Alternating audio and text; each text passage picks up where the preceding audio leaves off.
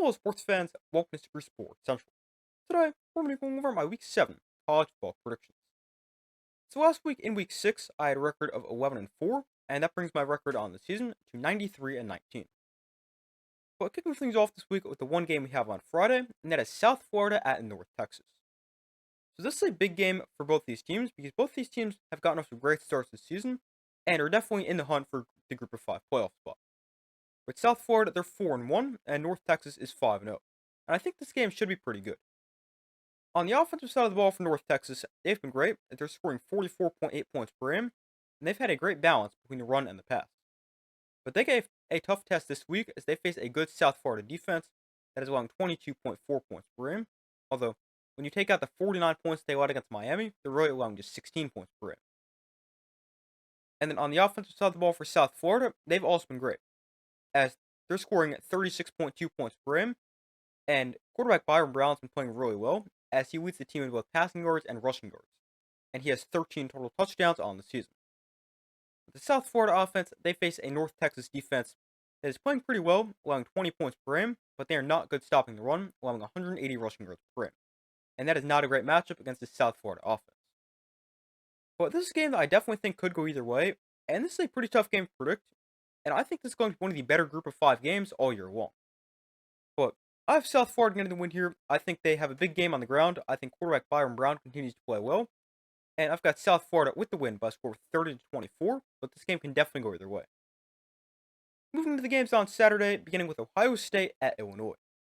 So Ohio State, they've been great so far this season as they're 5-0, and Illinois is 4-1. Although in their only other big game this season, they got destroyed by Indiana, losing 63-10. But Illinois now faces an Ohio State team that looks like arguably the best team in the country. But on the offensive side of the ball for Illinois, they've been pretty good, scoring 37 points per game. And quarterback Luke Altmaier has been great, with 12 touchdowns and 0 interceptions so far this season. But the Illinois offense, they face an elite Ohio State defense that has not allowed an opponent to even reach double-digit points yet this season. And on the season, Ohio State is best in the country, allowing just 5 points per game.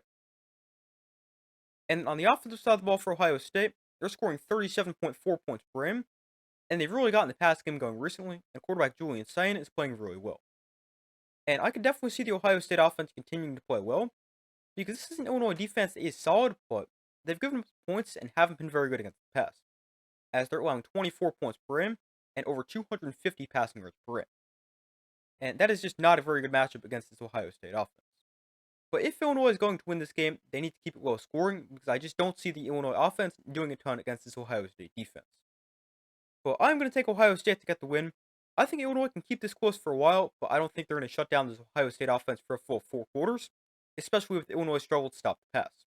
So I'm going to take Ohio State to get the win. I think quarterback Julian Sainz got another big game. I've got Ohio State with the win, 34-13.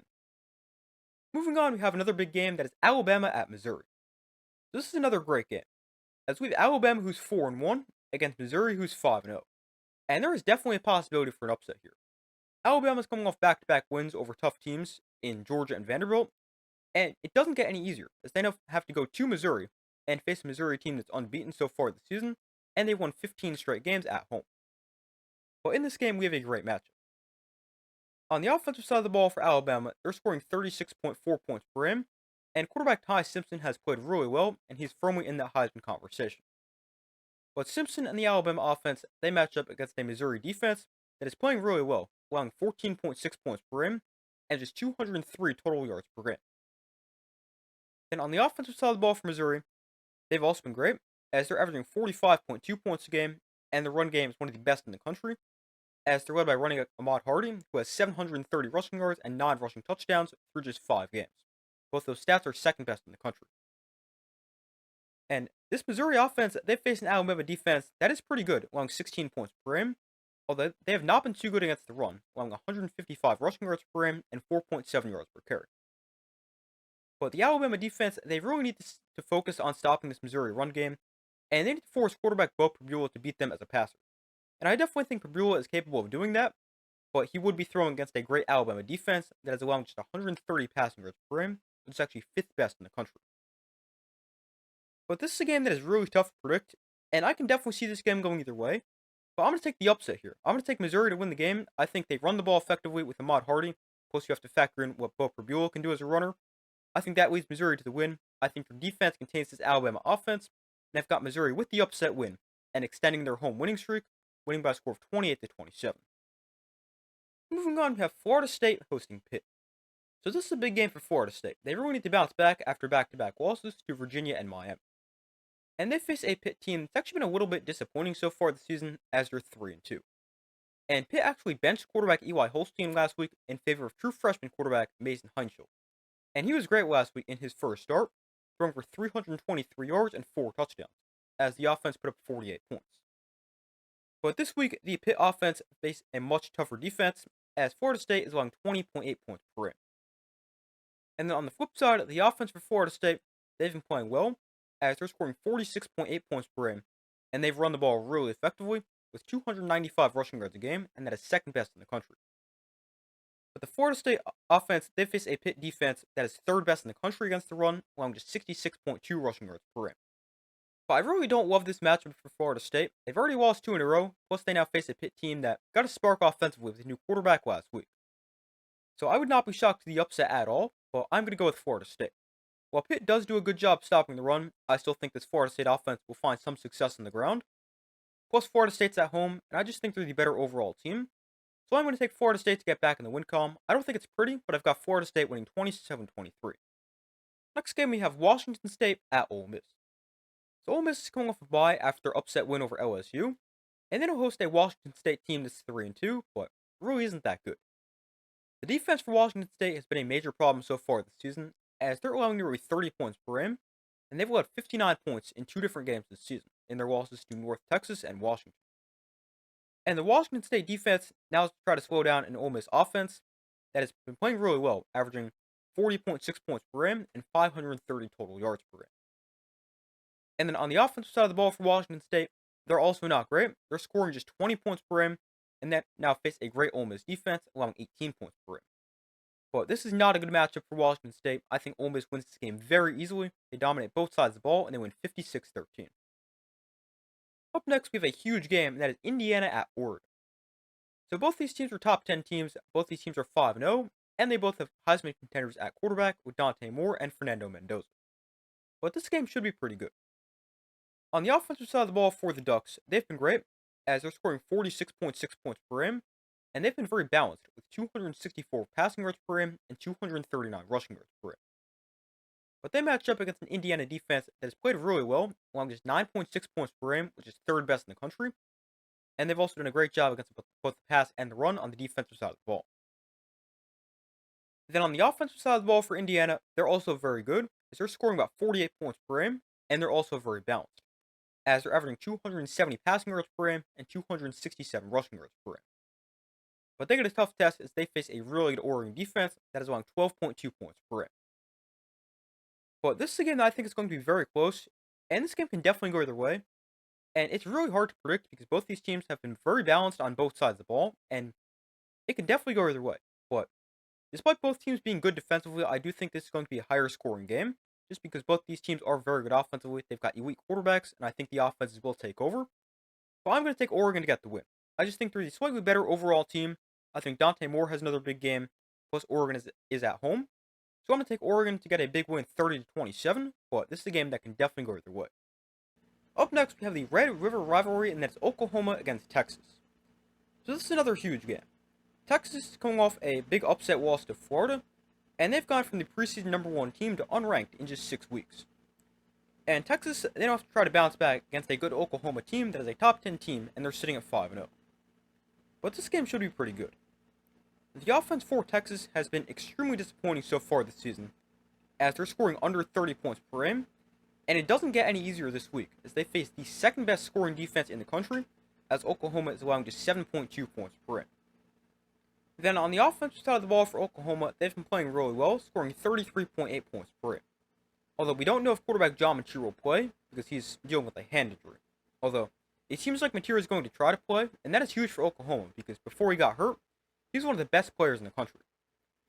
But if Mateer can't play, then it'll be Michael Hawkins Jr. getting the start for the second straight week, and he played pretty well last week with 4 total touchdowns.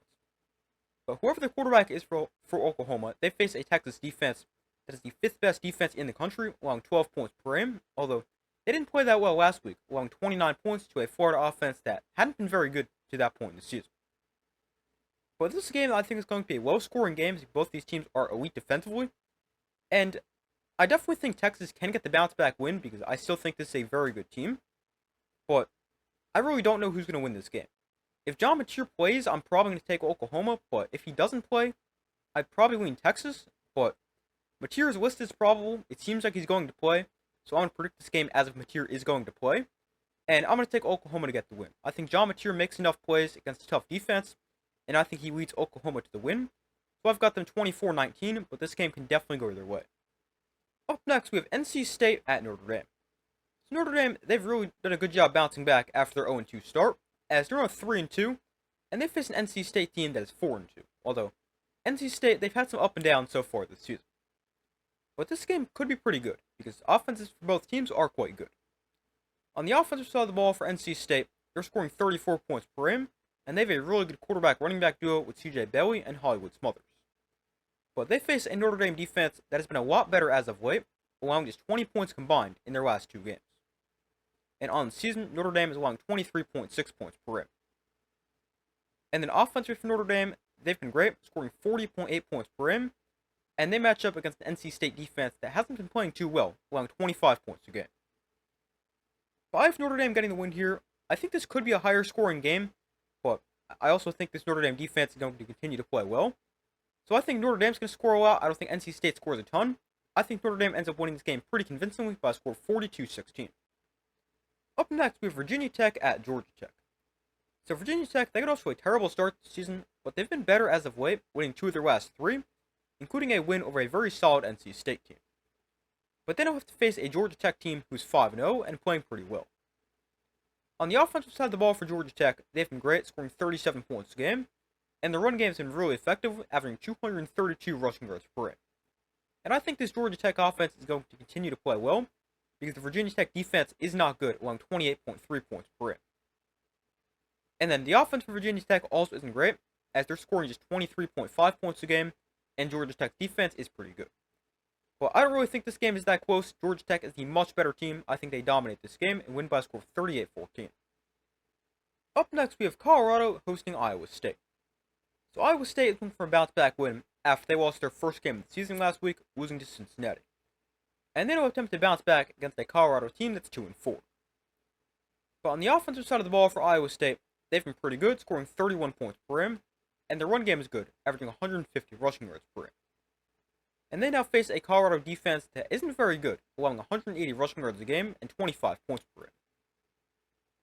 And on the offensive side of the ball for Colorado, they're scoring 25 points per game, but they match up against a good Iowa State defense that is allowing 18.2 points per game. Although, they weren't very good last week, allowing a season-high 38. But this is a game where I could see the upset happening, especially because Colorado has played some close games against good teams, but I'm still going to take Iowa State to get the win. I think this game is fairly close, but in the end, I think Iowa State ends up winning by multiple scores, and they win by a score of 34-21. Up next, we have Arkansas at Tennessee. So Arkansas, they really struggled after their 2-0 start, as they've lost their last 3 games, and fired head coach Sam Pittman. And then they'll face a Tennessee team sitting at 4-1. Although, I do think this game could be pretty entertaining, because both these teams, they're great offensively. As for Tennessee, they're scoring 51 points per game and averaging 536 yards per game. And for Arkansas, they're scoring 37 points per game and averaging 514 yards per game. Now, while both teams are great offensively, the defenses aren't amazing. Although I do think there's a clear difference on the defensive side of the ball. But Tennessee, they're giving up 29 points per game, and Arkansas is allowing 30 points per game. But I do think this Tennessee defense is significantly better than Arkansas's defense. But I think this is going to be a high-scoring, fun game, because these are two really good offenses. But I'm going to take Tennessee to get the win. Not only do they have the better offense, they've got the better defense, and they're home. And I've got Tennessee with the win, 48-27. Up next, we have Florida at Texas A&M. So Florida's coming off a huge upset win over Texas, and Billy Napier likely saved his job for at least a couple weeks. And now we'll have to see if Florida can upset another team in Texas A&M. Although, this game is going to be a lot tougher, because Texas A&M, they've looked great, plus A&M is at home. But an upset is still a possibility. But the A&M offense, they've been playing really well so far this season, scoring 35 points per game, and they have a very effective pass game and a very effective run game. and they match up against a Florida defense that has been playing really well, allowing 17 points per game, and they're also really good against the run, allowing under 100 rushing yards per game. Now, while the Florida defense has been great, the offense has not been very good, as they're scoring just 23.4 points per game, but they were good last week with 29 against a good Texas defense. So I could see them carrying that over into this week's game, although they do face a good A&M defense, allowing 19 points per game. But an upset here is definitely a possibility, and if this game was in the swamp, I might take Florida. But because Texas A&M is at home, it's a very difficult place to play. I'm going to go with Texas A&M, plus they're just the better overall team. I've got A&M remaining undefeated and beating Florida by a score of 31-17. Moving on, we have Texas Tech hosting Kansas. So Texas Tech, they've gotten off to a great start this season as they're 5-0, but I don't think this is going to be an easy game for them because Kansas is pretty solid as they're 4-2. This game could actually be pretty entertaining. On the offensive side of the ball for Texas Tech, they're elite, as they're second best in college football, scoring 48.6 points per game. And they've also got the top passing offense, averaging 363 passing yards per game. And they face a Kansas defense that is solid, nothing amazing, allowing 21 points per game, and they're decent against the pass.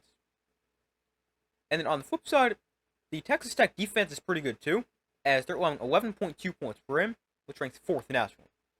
But they'll get tested this week against a Kansas offense that is pretty good, scoring 35 points per game, and quarterback Jalen Daniels has been playing at a very high level, with 16 touchdowns to just 2 interceptions so far this season. But I think this could be a tougher game for Texas Tech, and I think this game will be close for a while. But in the end, Texas Tech is just too good. I think their offense eventually gets going and pulls away in the second half. And I've got Texas Tech remaining undefeated and beating Kansas by a score of 35-20. Up next, we have Georgia at Auburn. So Georgia, they've been pretty solid so far this season, sitting at 4-1. But I think this could be a tough game for them, because they have to go to Auburn, who's 3-2, and coming off a bye. Plus, we've already seen Auburn play some top 10 teams very close, as they only lost by 6 against Texas A&M, and they only lost by 7 against Oklahoma. And both those games were on the road. Now they're at home for this week's game. But so far this season, Auburn has been led by their defense, as they're allowing just 16.4 points per game, and they've done a really good job against the run, allowing just 88 rushing yards per game. And I really don't think that is a great matchup for this Georgia offense, because they've really leaned on the run so far this year, averaging 206 rushing yards per game, as they're scoring 35 points per game. And then on the offensive side for Auburn, they're not great, scoring 27.6 points per game, and they face a good Georgia defense, allowing 18.4 points a game. But this game, the upset is not out of the question at all, and I definitely think it's a possibility Auburn wins. Now, I definitely think if they can keep this game low scoring and close, they have a very good chance. But I'm going to take Georgia to get the win. I think they're the better overall team. I think they're going to find a way to get the win here. Plus, they haven't lost to an unranked opponent since 2019. So I'll take Georgia with the win by a score of 28-17. Next game, we have Michigan at USC. This game should be pretty good, as we have Michigan, who's 4-1, against USC, who's also 4-1. And in this game, we have a great matchup to watch, with the USC offense against the Michigan defense. But the offense for USC is 3rd best in the country, putting up 48.4 points per game, and they've also been great throwing the ball, averaging 338 passing yards per game, which also ranks 3rd. But they now face a Michigan defense that has been playing really well, allowing just 16.2 points per game and 206 passing yards per game. And then on the flip side, the Michigan offense has been solid, as they're scoring 32.8 points per game, and as usual, they've been great on the ground, rushing for 237 yards per game. But they face a USC defense that isn't terrible, allowing 23 points per game, and they've actually been really good against the run, allowing just 108 rushing yards per game. But this is another game that can definitely go either way, but I've got the upset here. I've got USC. I think this offense is good enough to score against a good defense, and I think this USC run defense contains the Michigan rushing offense. So I'm going to take USC to get the upset win, and they beat Michigan in a close game, 27-24. Next game, we have South Carolina at LSU. So LSU is coming off a bye, and wanting to get back on track after their loss to Ole Miss a couple weeks ago. And they'll face a South Carolina team that's been okay to this point, as they're sitting at 3-2. But the offense for LSU, they've been very disappointing so far this season, scoring just 27 points per game, and they haven't scored more than 23 points against an FBS opponent yet this season. And on top of that, LSU is also likely to be without their leading receiver, Aaron Anderson. And this could be another tough game for the LSU offense, because they face a South Carolina defense that is pretty good, allowing 18.8 points per game. And then on the offensive side of the ball for South Carolina, they've also been disappointing, as they're scoring just 24.8 points per game, and and I definitely think they'll have a tough game this week against a great LSU defense, giving up 12 points per game. But I think this is going to be a very low-scoring defensive game, with both these teams not really being too great offensively and being great defensively. But I've got LSU getting the win. I think they're the better defensive team. I also think their offense is slightly better. Plus, they're at home, which is a very tough place to play. So I'm going to take LSU in a low-scoring game, 20-13. But I could see South Carolina with the upset. Up next, we have BYU at Arizona. So BYU, they've been playing well to start the season, as they're 5-0. But they don't have to go to Arizona and play an Arizona team that's 4-1. And I don't think this is going to be an easy game for BYU. The offense for BYU has been really good so far this season, scoring 38 points per game, and they've run the ball really effectively, averaging 234 yards per game on the ground. But they don't face an Arizona defense that has played well, allowing 15.6 points per game, and they're also really good against the run, allowing just 96 yards per game on the ground. This is definitely a big test for the BYU offense. And then offensively for Arizona, they've also been playing pretty well, as they're scoring 33 points per game, although they've leaned a little bit more on the pass, as they're averaging 286 passing yards per game. But they also had a tough matchup, as they face a BYU defense that's allowing just 12 points a game and 147 passing yards per game. But this is a really interesting game, and a game that I think is really tough to predict, because I don't really think either team matches up that well against each other. But I really have no idea who to pick in this game, and I'm going to go with the upset. I'm going to take Arizona because they're at home. But I really have no idea who's going to win this game. But I'll take Arizona in a lower scoring game, 23-20. And our final game, Arizona State at Utah. This is another big game for both these teams, as both these teams have been good to start the year, sitting at 4-1. Although, in this game, Arizona State is very likely to be without their starting quarterback, Sam Leavitt. So former Georgia Tech and Nebraska quarterback Jeff Sims will be getting the start. And Sims, he's in his 6th year of college football, but he's never exactly been great, as in his career, he's thrown 31 touchdowns to 29 interceptions. And I really don't like that for this Arizona State offense, especially facing a great Utah defense. Then for Utah, their offense has been good, scoring 39 points per game, and they've run the ball really well, averaging 242 rushing yards per game. But they get a tough test this week, facing an Arizona State defense that's allowing 21 points per game, and they are really good against the run, allowing just 78 rushing yards per game. But this is another tough game to predict, and if Sam Leavitt was playing, I would probably lean towards Arizona State, although I'm not 100% sure. But now that Arizona State doesn't have Sam Leavitt, I'm pretty confident Utah's going to win this game. I just don't think they're going to have enough big plays offensively against a good defense. I think Utah wins this game pretty easily by a score of 23-7. But those are my Week 7 college football predictions. Thank you guys for watching. Be sure to like this video, subscribe, turn notifications. I do my best to post as often as possible. Be sure to check out the community tab of my channel, where you guys can vote on who you think will win some of this week's big games. But that's all for this video. I do my best to post as often as possible, and I will see you in the next video.